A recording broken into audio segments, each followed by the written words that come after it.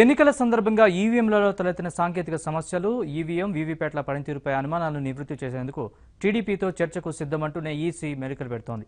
AP CM Chandrababu లేవనెత్తుతున్న అభ్యంతరాలపై TDP తరపున చర్చకు సిద్ధపడ్డ హరిప్రసాద్ను అనుమతించేది లేదు అంది ఈసీ. ఈ మేరకు రాజ్యసభ సభ్యుడు కనకమేడల రవీంద్ర కుమార్కు లేఖ రాశారు కేంద్ర ఎన్నికల ప్రధాన కమిషనర్ సునీల్ అరోరా. రేపు చర్చకు సిద్ధమని, ఎలాంటి నేర చరిత్ర లేని సాంకేతిక నిపుణుడిని పంపాలని ఆ లేఖలో ప్రస్తావించారు.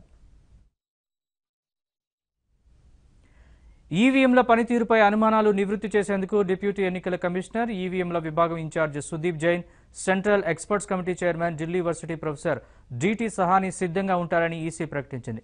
దీంతో శనివారం సాయంత్రం 4 గంటలకు చర్చకు సిద్ధపడి వెళ్లిన హరిప్రసాద్కు నో చెప్పింది ఈసీ. హరిప్రసాద్పై 2010 మే 13న ముంబై పోలీస్ స్టేషన్లో ఈవీఎం చోరీ కేసు నమోదైందని, ఈ క్రమంలో ఆయన్ను అనుమతించేది లేదంది. ఎలాంటి నేర చరిత్ర లేని సాంకేతిక నిపుణుడిని సోమవారం ఉదయం 11 గంటలకు సుదీప్ జైన్, సహానిలతో చర్చకు పంపాలని సూచించింది.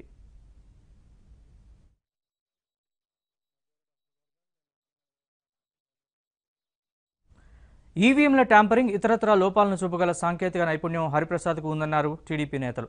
అందుకే ఈసీ భయపడి హరిప్రసాద్ను అనుమతించడం లేదని ఆరోపించారు. ఈవీఎం పనితీరుపై అనుమానాలు, పలు లోపాలపై చర్చకు సిద్ధమంటూనే హరిప్రసాద్ను అనుమతించేది లేదన్న కేంద్ర ఎన్నికల సంఘంపై మండిపడ్డారు ఎంపీలు కనకమేడల రవీంద్ర కుమార్, కొనకళ్ల నారాయణ. హరిప్రసాద్పై కావాలని గతంలో తప్పుడు కేసులో ఇరికించారని ఆరోపించారు. అతనేమీ నేరస్తుడు కాదన్నారు. హరిప్రసాద్ను అనుమతిస్తే ఈవీఎంల లోగుట్టు బయటపడుతుందని ఈసీ భయపడుతోందన్నారు. దమ్ముంటే హరిప్రసాద్ను చర్చకు అనుమతించాలంటూ ఈసీకి సవాల్ విసిరారు.